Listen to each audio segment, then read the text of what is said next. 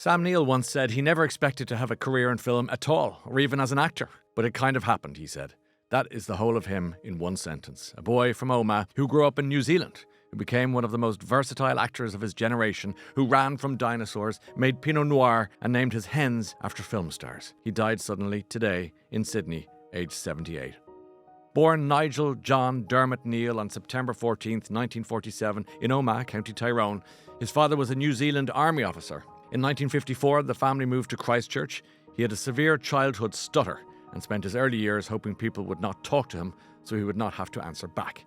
He eventually outgrew it and became one of the most watchable screen presences of his generation. He studied English literature and made documentaries for the New Zealand National Film Unit for 6 years. He was 30 when he made his film acting debut. His mentor in the late 1970s was James Mason, which tells you the level he was operating at from very early on. My Brilliant Career in 1979 with Judy Davis was his international calling card. Then Possession in 1981, directed by Andrzej Zulawski. Filmed in West Berlin alongside Isabella Gianni, a disturbing, uncompromising psychological horror about the collapse of a marriage that became a cult film. Neill said, "I call it the most extreme film I've ever made.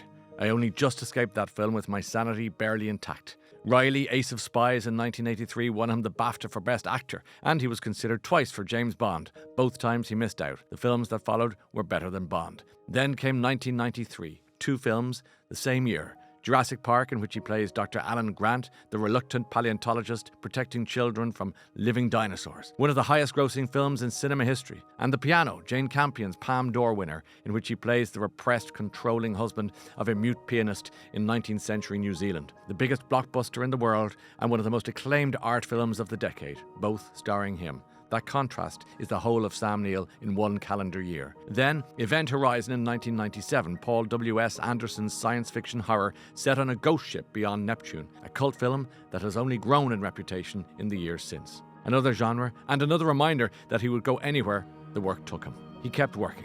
Hunt for the Wilder People in 2016, the Taika Waititi film that became the highest-grossing New Zealand film of its time and reminded everyone who thought they knew him that they had not seen everything yet. He founded his Two Paddocks winery in Otago in 1993 and named his farm animals after fellow actors. Meryl Streep was a hen and was killed by a ferret. He found her as a pile of feathers one day and told the story with pure affection for the absurdity of it. In 2022, he was diagnosed with stage 3 blood cancer. He wrote his memoir, Did I Ever Tell You This?, during chemotherapy because he was not sure how much time he had. An experimental treatment worked. In April, he announced he was cancer-free. He died 3 months later, surrounded by his family.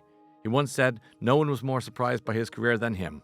Looking at it now, the dinosaurs, the Palme d'Or, the winery, Meryl Streep the hen, you can see why he lived a life that nobody could have written. That was Sam Neill. May he rest in peace. Thank you, and goodbye.